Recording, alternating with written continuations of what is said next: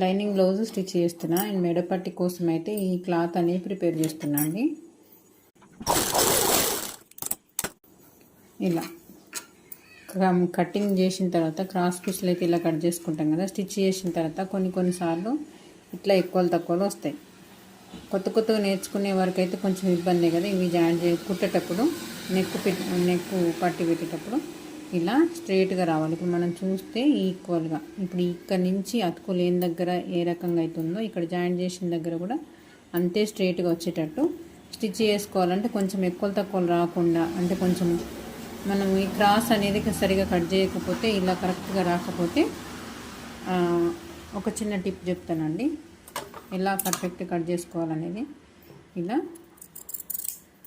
స్ట్రైట్గా కట్ చేసుకోండి. ఇంకొక పీస్ కూడా ఇప్పుడు మనమైతే ఏదైతే జాయింట్ చేస్తామో క్రాస్ పీస్లో అయితే కట్ చేసి పెట్టుకుంటాం కదా,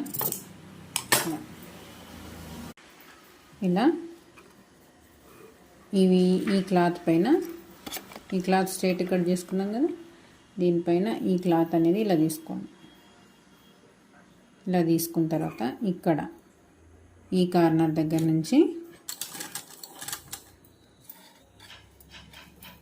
ఇక్కడ ఆ మూల దగ్గర నుంచి ఇక్కడ ఎండింగ్ పాయింట్ ఉంది కదా, ఈ మూల వరకు ఇలా స్టిచ్ చేసుకుంటూ రండి.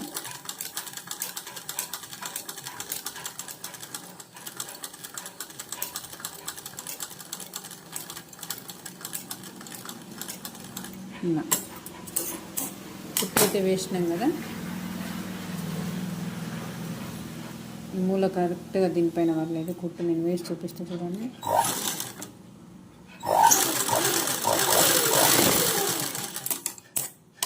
ఇలా వేసింది అనుకోండి, కరెక్ట్గా ఆ మూలకి ఈ మూలకు కుట్టు అనేది కరెక్ట్గా రావాలి. ఇలా చూడండి ఎంత పర్ఫెక్ట్గా వచ్చిందో. కరెక్ట్గా స్ట్రైట్ పీస్ ఉన్నట్టు ఉంటుంది కదా.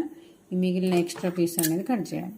ఓకేనా. ఇది బిగినర్స్కి చాలా బాగా యూజ్ అవుతుందండి. వీడియో నచ్చితే లైక్ చేయండి. మరిన్ని వీడియోస్ కోసం మన ఛానల్ని సబ్స్క్రైబ్ చేసుకోండి. థ్యాంక్ యూ అండి.